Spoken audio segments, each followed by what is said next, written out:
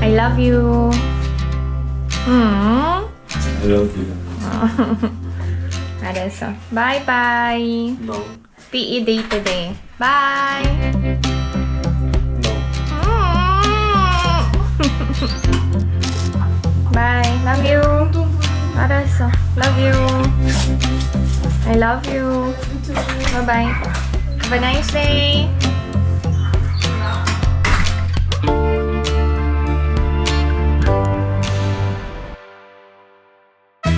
Annyeong! Hi everyone! Welcome back to my channel. This is Pinay Mom in South Korea. And spend time with me to netizens. Madami tayong gagawin sa loob at labas ng bahay ngayong araw na to. Akala mo naman bago no? Pero alam nyo, palagi akong nagpapasalamat kasi nandyan lang kayo. Executive check-up ni Alex, galing siyang ospital. Annual yon para sa mga empleyado ng Samsung na magpa-executive check-up and sagot yon ng company. Kararating lang niya. You say hi. Hi. Let's eat together. Ano ba yan? Sit beside me. Come on. Meron kaming nabili na basil pesto, black olive pesto, and mushroom truffle pesto. Pwede siyang spread sa biscuit. Etong basil pesto yung pinick up ko sa Hyundai outlets last time. Tapos, etong Ivy, yung pinaka skyflakes ng Korea. Magkasing lasa sila. Maliliit nga lang. Ito, ganito. Let me do. 먹고 다 좋네. Kain tayo to netizens. Sa tatlong spread na nabili namin, ang number 1 is yung basil, second yung black olive, and then third yung mushroom.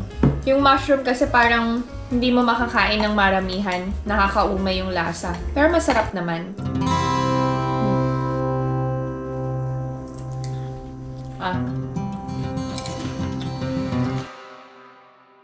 Mga bata nasa school pa, samahan daw ako ni Alex today.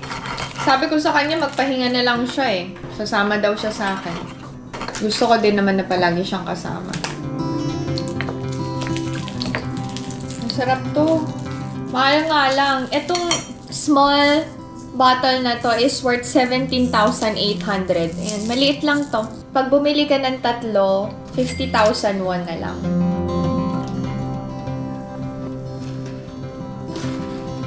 Yung saging namin, hinog na hinog na. Pero okay pa to. Okay naman. Ijun only eats banana. As in, walang ibang prutas. And Alex likes bananas. Nagsawa kasi ako sa saging.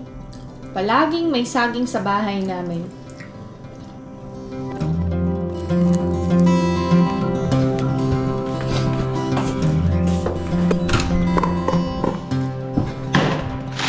Ang daming itatapon na pang-recycle. Last time kasi malakas ang ulan, so hindi tinapon ni Alex. Papalit na ng toothbrush. White for Ina, yung beige sa akin. Light gray for Tuk, dark gray for Alex. Si Alex may electric razor, pero hindi niya ginagamit masyado. So, palitan ko na din ang razor niya. Okay.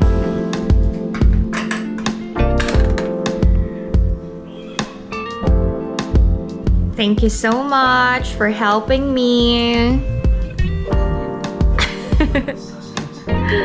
May nagtanong, hindi ba naiilang ang family ko kapag nagtatagalog ako sa vlog? Hindi.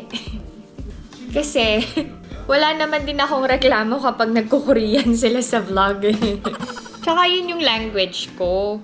Tanggap nila yon. Tapos, may isa pang tanong. Apaka-cute ng tanong. Bakit daw naliligo muna ako bago ako magluto? Kasi dito sa Korea, hindi naman talaga uso yung pambahay. Parang Pagising mo pa lang, nakaayos ka na, nakapambihis ka na. Para palagi kang ready to go. So, yun yung nakasanayan ko. Maamoy ba sa damit? I think maamoy, pero nawawala din naman yung amoy. Idaan na lang sa pabango. Hindi. Kidding aside. Yun kasi yung kinasanayan namin dito sa Korea. Para hindi na namin kailangan magbihis ng pang-alis pag lalabas kami. And gusto ko na I look good. Kahit nasa bahay lang ako, nagluluto, naglilinis. If I look good, I feel good.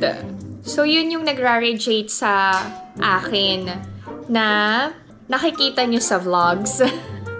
Yun lang.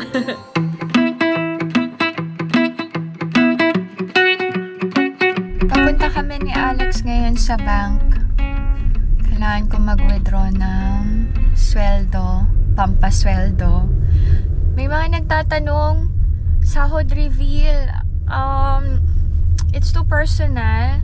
As much as possible, ayaw kung i-disclose yung mga ganong bagay. Pero para magkaroon kayo ng idea, yung pinakamalaking na sweldo ko sa YouTube is around $10,000. And then yung pinakamaliit is around $1,000. Yun. Iba-iba naman kasi every month. So, hindi fix ang sweldo sa YouTube. Pag madaming views, malaki yung revenue. Pag mababa yung views, of course, mababa din yung revenue. May driver.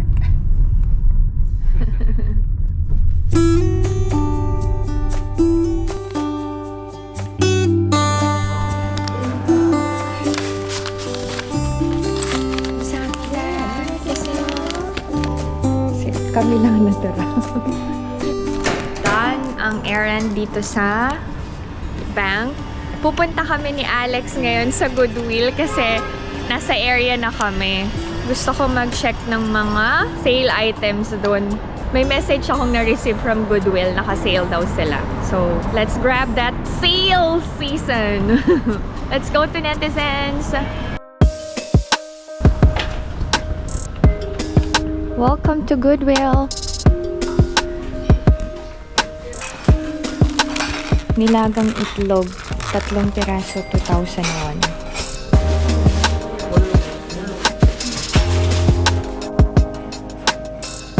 Ang dami pa ring binibenta mga gamit. Ito magkano? Parang pareho lang ng presyo sa Daiso. 5,001 din to sa Daiso eh.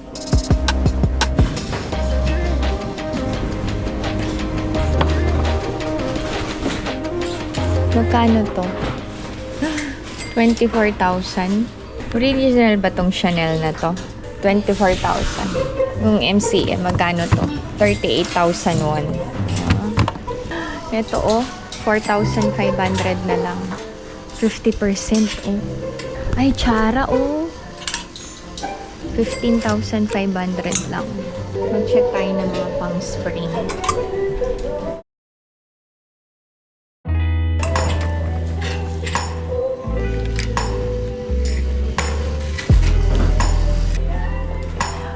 Eto mga bago pa 5,500 na lang yung knit.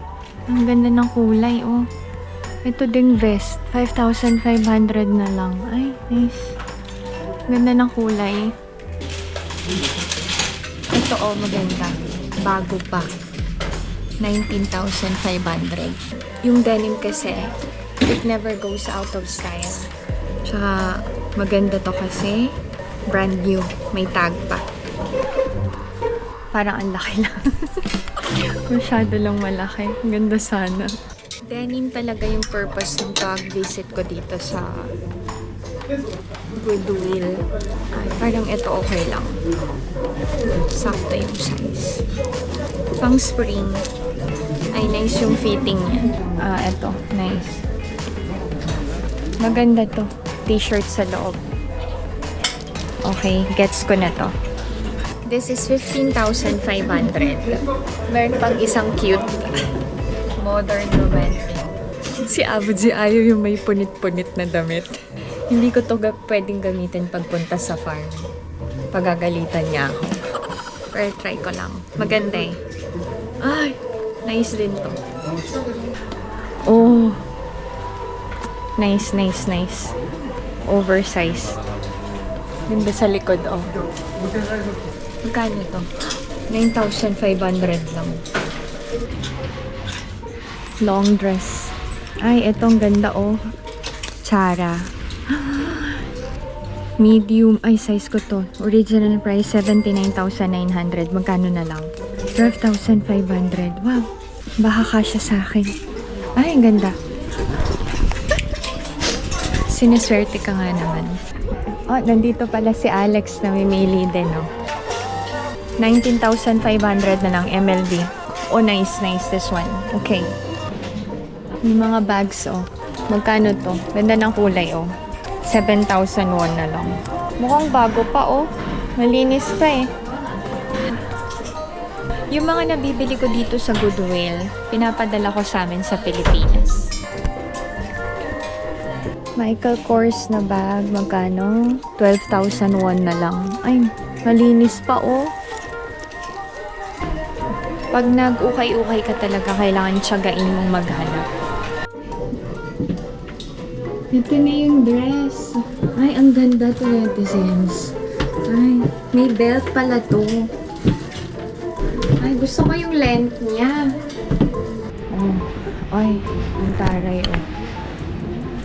Saan ko naman to gagamitin? Ang dami ko ng dress eh, na hindi nagagamit. Si Ina, hindi ko mabilhan sa ukay-ukay. Medyo maarte siya sa damit eh. Napabili na din sa ukay-ukay.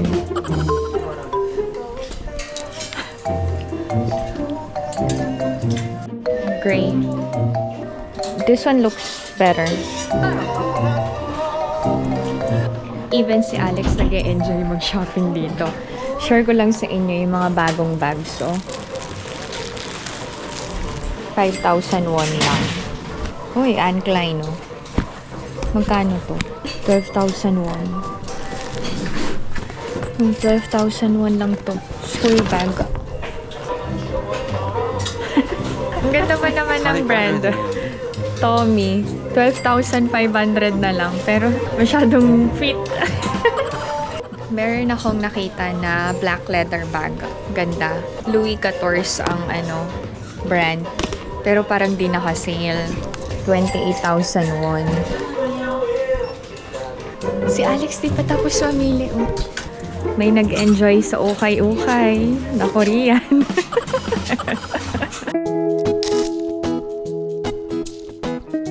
Tapos na kami sa Goodwill. Magka-cafe muna kami ni Alex. Madami kaming nabili, not just for us, but for you also to netizens. Nag-iipon kasi ako ng ipangre-regalo ko sa inyo para hindi mabigat sa bulsa. So, pa-konti-konti, nilalaanan ko talaga ng budget yung regalo ko para sa inyo. I wanna make sure na nakakapag-give back ako sa inyo to netizens kahit papaano. Alam nyo na, sharing is caring. And sabi nga, share your blessing. Pupunta kami sa Rolling Pin. Sikat siya na cafe and bakery. Oh, Rolling Pin. Bakery and coffee.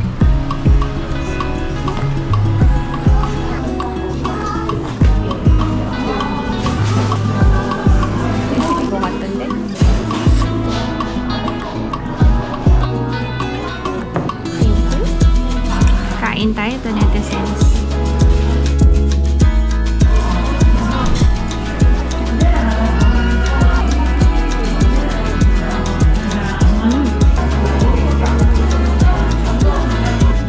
Lumalabas kami, bihira na ako mag-picture-picture.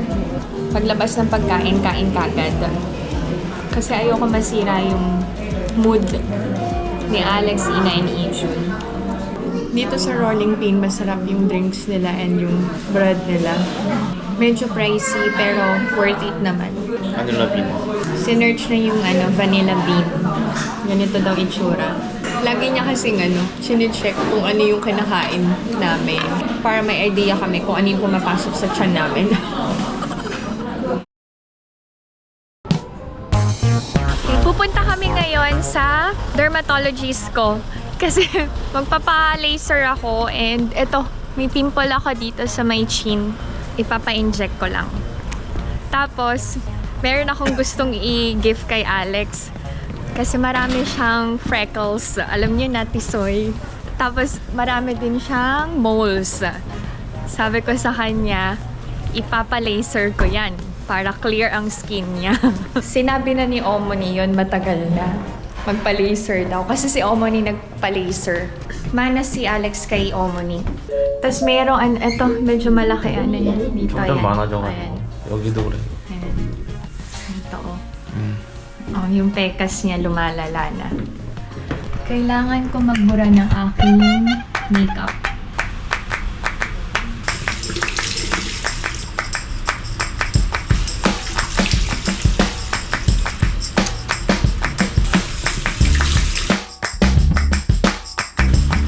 Siyempre, punasan ko yung basa. Nakakahiya.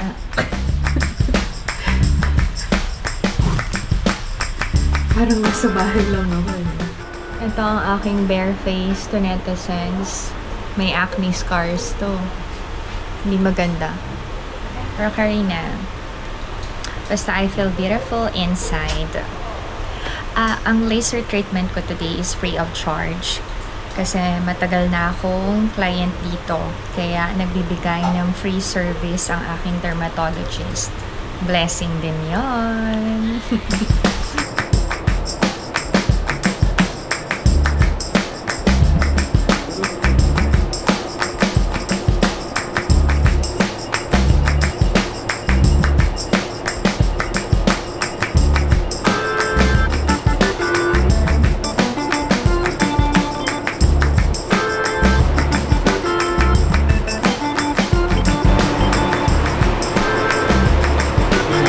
Thank you, doctor. Siyempre, mahapdi yung laser. Pero carry na. Okay, daan na kami sa dermatologist. Bago kami umuwi, dadaan muna kaming Mart para bumili ng vegetables for salad. This one. May, etong plastic is worth 510 won. Yan yung pinamili namin, 19,390 na. Iilan lang. We are already home. Thank you so much talaga sa araw na to kasi hindi ako mag-isang lumabas. Nakasama ko si Alex. Akala ko kasi late na siya makakauwi from his executive check-up. Medyo maaga. So, praise God. Nakasama ko ang asawa ko ngayong araw na to. Anyway, nakapagpa-check up na si Alex. Ang worth ng laser treatment with skincare is 1.9 million won. Regalo ko talaga yun sa asawa ko. Matagal na namin gusto na ipa-laser yung moles and freckles niya. Pero sobrang busy niya nung may project siya. Pero ngayon, na sa head office na siya nag-work, maaga na siyang nakakapag-out. Kaya may time na siya. And masaya ako na maregaluhan ng asawa ko ng pampapogi. Okay, thank you Lord. Anyway, i-share ko sa inyo yung Goodwill haul na nakakatuwa kasi si Alex before, hindi talaga siya bumibili ng mga second-hand items. Pero today, surprisingly, namili talaga siya para sa anak niya and para sa kanya. Ang tagal nga niya nagsukat-sukat eh. Anyway, unahin ko na yung sa akin. Ito yung nabili kong vest. This is worth 7,500 won. Bago pa to. Perfect to for spring. And pwede din siya early summer. Taternohan lang ng white t-shirt. And then I bought the denim jacket worth 15,500. Si Alex, ito, binili niya yung polo na nag-fit sa kanya. Okay din yung brand. Nagustuhan niya yung color eh. This is worth 9,500. Ito, nakakatuwa kasi itong brand ng jeans ay mahal dito sa Korea. Yung The Izat Collection. Si Alex kasi, mataba yung legs niya. So, he doesn't like wearing yung mga skinny. Mas gusto niya yung straight cut. Etong jeans ay worth 12,500 lang. Branded. And Alex also was able to buy a jacket for Ijun. This is worth 19,500. Medyo pricey. Medyo pricey, no? Hindi, kung sa Goodwill mo bibilin, mataas ang presyo ng 19,500. Bakit mahal? Kasi, new arrival to. Pang spring kasi. And maganda ang kondisyon ng, ng jacket, Then, of course, may mga brand new items doon na nabili ko for you to netizens. Bumili ako ng belt bags and sling bags. Wala lang kung gusto nyong mamalengke tapos feel nyong nakabag. Etong mga sling bags na to, pwede to pang malengke lang. Nagbabag ba kayo pag namamalengke kayo? Ako kasi ganun, laging may bag pag namamalengke. Kahit saan magpunta, laging may bags. So eto, alam nyo nakakatuwa kasi original price niya is 15,900 won. Pero discounted talaga ng bonggang-bongga. Etong gray, isa na lang eh. Ay, hindi pala iisa. Dalawa pala. Tig-dalawa, black and gray. Yan. Tapos, belt bags. Nakakatuwa. Magkano to? Original price is 25,900. Yan. Di ko kayo nilaloko. Pero, syempre, nabili ko ng may discount. Okay naman. As in, bagong-bago pa to, ha? Ilan nabili ko? 1, 2, 3, 4. Iipunin ko yung mga pangregalo ko sa inyo to netizens. Ilalagay ko sa balikbayan box. Tapos, bibigay kong regalo sa birthday celebration ko. Yes! Nagpa-plan na ako ng birthday celebration ko sa Philippines. Kasi gusto kong i-celebrate yon together with you to netizens. Isa kayo sa may pinakamalaking parte ng buhay ko.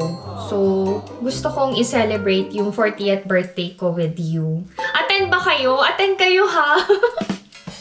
Baka mag-celebrate ako mag-isa. Parang simula nang dumating ako dito sa Korea since 2009, lagi na akong nagse-celebrate ng birthday ko dito kasama yung family ko. Which is okay naman. Masaya syempre. Kasama ko si Alex, Ina, Izun, si Abuji, Omoni, yung sister-in-law ko. Pero syempre, iba pa rin kapag nagse-celebrate ng birthday the Filipino way. And yun yung gusto kong ma-experience. Kala mo naman, ang laki ng budget ko, no? Sasabihin ko sana, to netizens, you are all invited. Hindi. Mag-announce ako ng invitation, paano gagawin natin. Ay, kung gusto niyo mag-sponsor ng cake, syempre, tatanggapin ko yan. Let's plan ahead to netizens. Mag-request ako ng ube cake. Ube, kasi favorite yon ni Ina. And, iuuwi ko talaga yun dito sa Korea after ng celebration. Hindi natin kakainin yun sa Pilipinas. Kakainin namin dito. Basta, ube cake ang gusto ko. Pwede naman ako maglambing sa inyo, no? Sabi nyo, pwede. Thank you. Matagal pa naman, sa June pa. Pero, excited ako na makasama ulit kayo to netizens. Thank you so much. Naiiyak ako kasi grabe talaga yung supporta nyo and pagmamahal nyo sa amin. Kahit wala kami sa Pilipinas na nandito kami sa Korea, nararamdaman ko na nandyan lang kayo. Salamat to netizens. So, that's it. This is my video for today. I hope that you enjoyed watching, and if you're new to my channel, please consider subscribing, like, and share Pinay Mom in South Korea. Masaya ako kasi mabibigyan ko na naman ng magandang regalo ang asawa ko. Kayo din ba ganun ang pakiramdam nyo kapag meron kayong nabibigay na alam nyong magpapasaya sa mga partners nyo? Comment nyo nga.